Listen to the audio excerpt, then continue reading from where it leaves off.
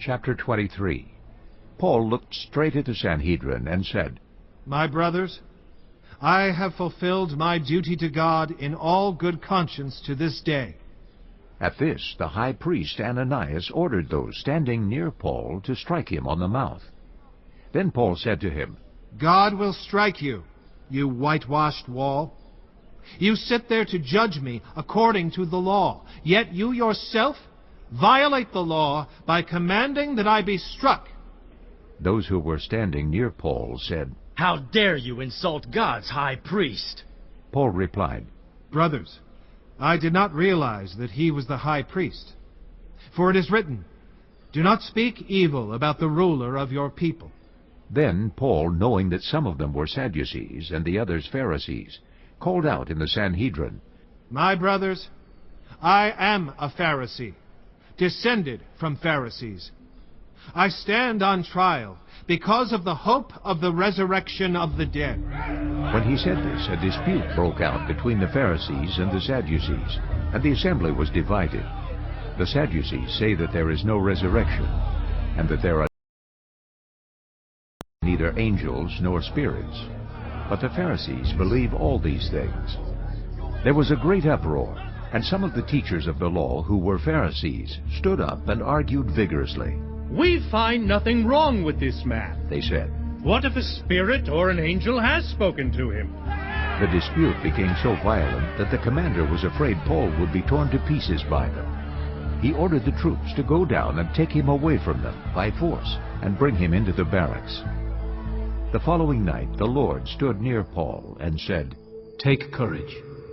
As you have testified about me in Jerusalem, so you must also testify in Rome. The next morning some Jews formed a conspiracy and bound themselves with an oath not to eat or drink until they had killed Paul.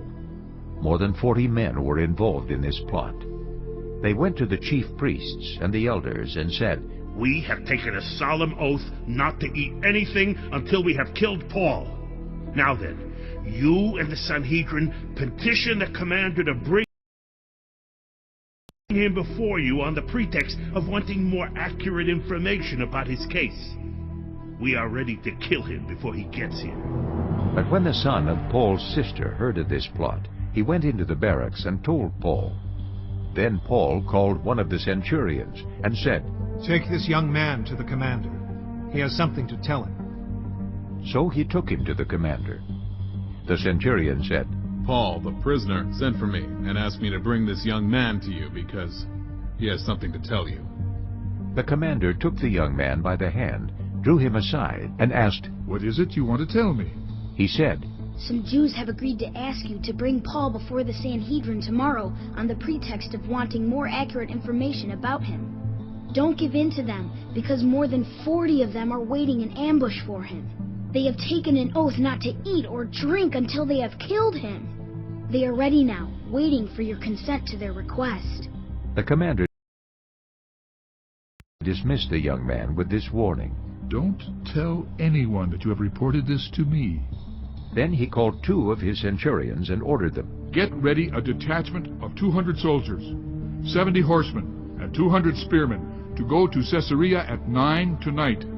Provide horses for Paul so that he may be taken safely to Governor Felix. He wrote a letter as follows. Claudius Lysias, to His Excellency, Governor Felix. Greetings. This man was seized by the Jews and they were about to kill him. But I came with my troops and rescued him. For I had learned that he is a Roman citizen. I wanted to know why they were accusing him. So I brought him to their Sanhedrin. I found that the accusation had to do with questions about their law. But there was no charge against him that deserved death or imprisonment. When I was informed of a plot to be carried out against the man, I sent him to you at once. I also ordered his accusers to present to you their case against him.